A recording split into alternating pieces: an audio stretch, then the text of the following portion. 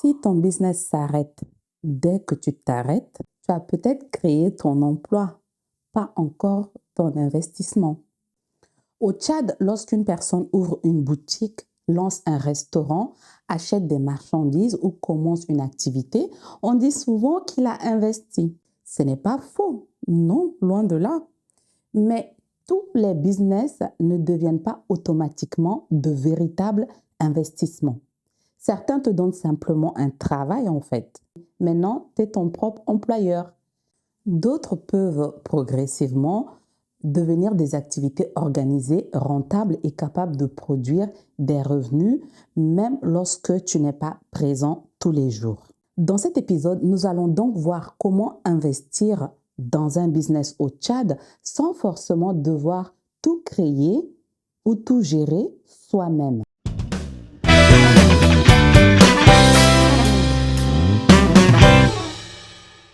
Bienvenue dans Esprit 2.0, la meilleure version de toi. Investir dans un business ne signifie pas simplement ouvrir un commerce. Quand on parle de business au Tchad, on pense souvent très rapidement ouvrir un stand, une boutique ou un commerce quelconque, acheter des produits, les revendre et récupérer sa marge. Vite fait, bien fait. Mais investir dans un business peut prendre plusieurs formes. Tu peux créer ta propre activité, tu peux développer une activité que tu exerces déjà, genre tu fais progresser les choses. Tu peux reprendre un commerce existant, tu peux financer le projet d'une autre personne par exemple. Tu peux aussi devenir associé dans une entreprise sans participer à sa gestion quotidienne. Toutes ces possibilités sont différentes. Elles ne demandent pas le même montant, ni le même temps, les mêmes compétences, ni le même niveau d'implication personnelle. Donc, avant de choisir, tu dois donc comprendre le rôle que tu veux réellement jouer dans cette activité. Tu veux travailler dans l'activité ou tu veux juste diriger, faire le boss? Ou encore, tu veux tout simplement placer ton argent et recevoir une partie des bénéfices comme ça. Première possibilité, créer ta propre activité. Créer ton propre business est probablement la forme la plus connue des investissements ou de business. Tu identifies un besoin, tu proposes un produit ou un service, puis tu investis de l'argent pour lancer l'activité. Cela peut être une boutique, comme je le disais tout à l'heure, un restaurant, un atelier de couture, salon de coiffure, service de livraison, activité agricole ou une entreprise numérique. Au départ, tu es souvent la personne qui fait presque tout, au four et au moulin. Tu cherches des clients, tu achètes des marchandises, tu encaisses l'argent, tu gères les dépenses, tu règles les problèmes. Cette étape est parfois nécessaire. Mais ton objectif ne doit pas être de rester éternellement la personne capable de faire fonctionner l'activité quand même. Parce qu'un business qui dépend entièrement de toi reste fragile. Si tu tombes malade, si tu voyages, si tu dois t'absenter, tout doit s'arrêter parce que tu n'es pas là. Pour transformer progressivement ton activité en investissement, tu dois donc construire une organisation. Il faut séparer ton argent personnel et celui du business. Il faut enregistrer les ventes, les dépenses. Il faut des traces. Il faut connaître ton business réellement. Il faut créer une manière de travailler que quelqu'un d'autre peut comprendre et reproduire si tu n'es pas là. Tu ne construis plus seulement une activité, tu construis un système qui peut exister même à ton absence. Deuxième possibilité, développer une activité qui existe déjà. Ton activité, mais qui existe déjà. Investir ne signifie pas toujours commencer à zéro.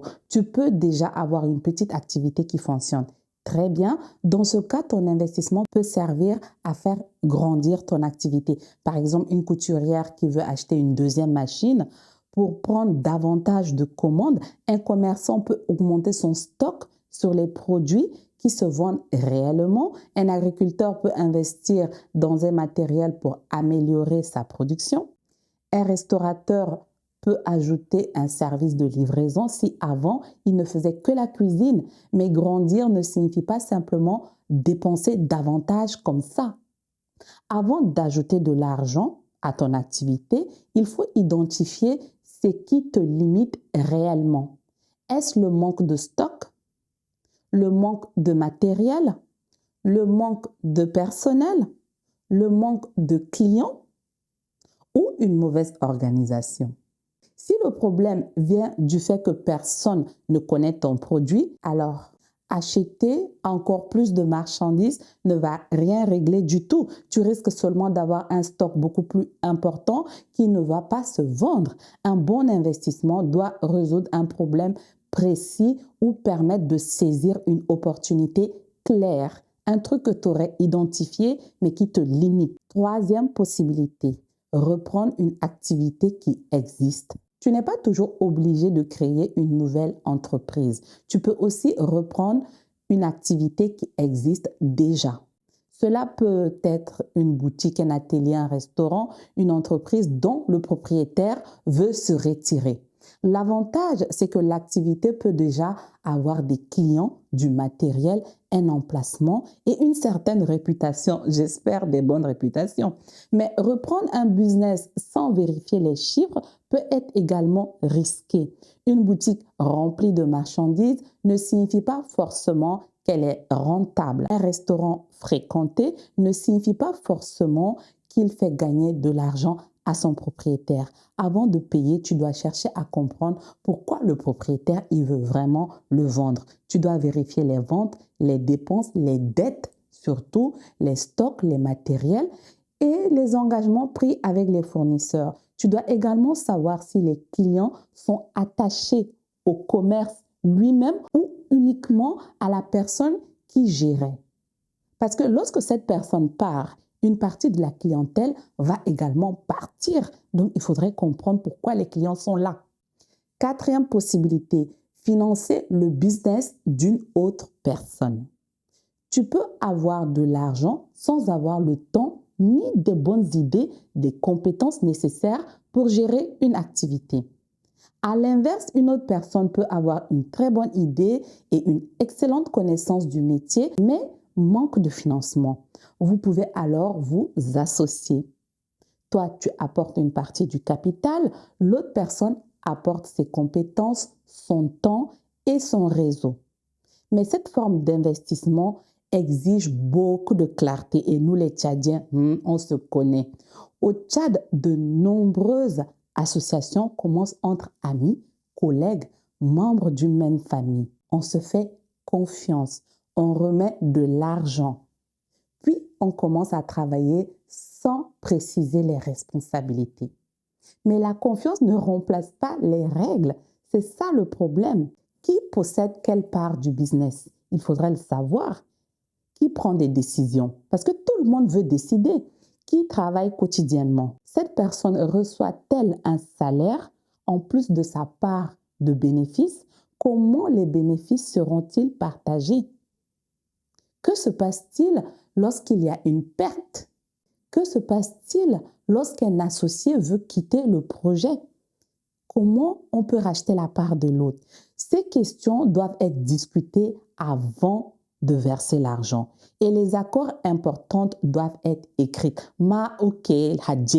Écrire un accord ne signifie pas que tu ne fais pas confiance à l'autre personne. Cela signifie que vous protégez votre relation et vous protégez votre investissement. Ton apport ne doit pas devenir une simple enveloppe d'argent comme ça. Lorsque tu investis dans le business d'une autre personne, ne remets pas seulement une somme d'argent en attendant qu'on te dise plus tard si l'activité a marché ou pas. Tu dois savoir précisément à quoi ton argent va servir. Sera-t-il utilisé pour acheter du matériel, constituer un stock, louer un local plus grand, financer la communication, payer des salaires ou juste l'exploitation? Tu dois aussi définir comment les résultats seront suivis. Combien l'activité vend-elle réellement? Quelles sont les dépenses qui concernent l'activité? Combien reste-t-il réellement après toutes ces charges? Le chiffre d'affaires, ce n'est pas le bénéfice. Une entreprise peut vendre beaucoup et pourtant manquer d'argent parce que ses dépenses sont trop élevées, que les clients ne paient pas à temps ou que les retraits personnels ne sont pas contrôlés. On aime ça. Investir sans accès aux informations, ce n'est pas investir les yeux ouverts. C'est simplement confier ton argent à quelqu'un avec l'espoir. Allah alam. Un business devient un investissement lorsqu'il crée de la valeur. Imaginons que tu ouvres une boutique. Chaque matin, tu dois être présent. Tu achètes les produits, tu accueilles les clients, tu encaisses, tu fais les comptes. Et lorsque tu n'es pas là, la boutique est fermée, comme je le disais au début. Cette activité peut parfaitement te permettre de vivre. Elle a donc de la valeur, mais elle dépend encore principalement de ton temps, de ta présence. Maintenant, imaginons que tu organises les stocks, que tu enregistres les ventes, que tu formes une personne que tu contrôles, et tu contrôles les résultats pour que la boutique puisse fonctionner même quand tu es absent. Ton activité commence à devenir, c'est ce qu'on appelle un actif. Cela ne signifie pas que tu dois abandonner totalement la gestion, loin de là. Cela signifie que ton revenu ne dépend plus uniquement de chaque heure passée physiquement dans le commerce. C'est là que le business commence réellement à devenir ce qu'on appelle un investissement. Formaliser pour mieux protéger et développer. Beaucoup de petites activités commencent dans l'informel. Là n'est pas le problème. C'est parfois la manière la plus simple de tester une idée avec peu de moyens. Mais lorsqu'une activité commence à grandir, rester totalement dans l'informel peut devenir une limite. La formalisation permet notamment de donner une existence juridique à l'entreprise et de clarifier les responsabilités entre associés, faciliter certaines relations avec les banques, les fournisseurs, les investisseurs ou les grandes entreprises. Cela ne signifie pas qu'une entreprise devient automatiquement rentable parce qu'elle est enregistrée. Mais une structure claire protège mieux les investissements et prépare davantage l'activité à grandir.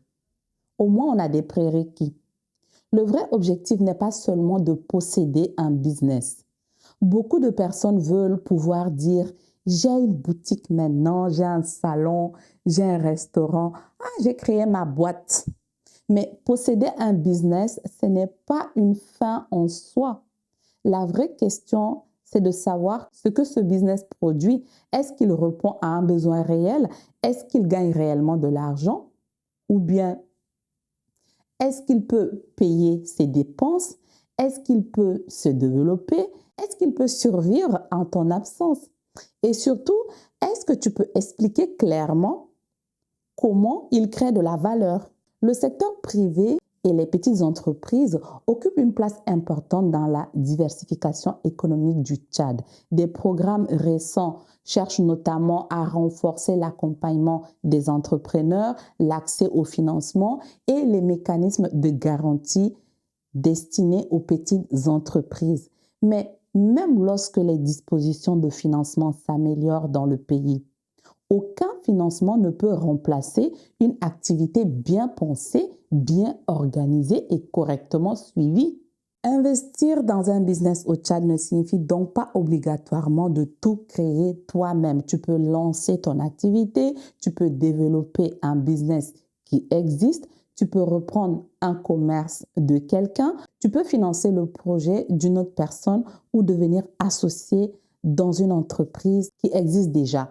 Mais quelle que soit la formule choisie, ton argent doit avoir un rôle précis. Les responsabilités doivent être claires, les chiffres doivent être suivis et le business doit progressivement être capable de fonctionner au-delà de ta seule présence. Parce qu'un business peut te donner du travail, mais un investissement bien construit doit créer de la valeur, protéger ton capital et produire des revenus dans la durée. Dans le prochain épisode, nous allons explorer une autre grande possibilité d'investissement au Tchad. Investir dans l'agriculture, l'élevage et la transformation locale. Parce que produire, c'est une chose, mais transformer, conserver, vendre au bon marché peut complètement changer la rentabilité d'un investissement. On se dit à très bientôt dans Esprit 2.0, la meilleure version de toi.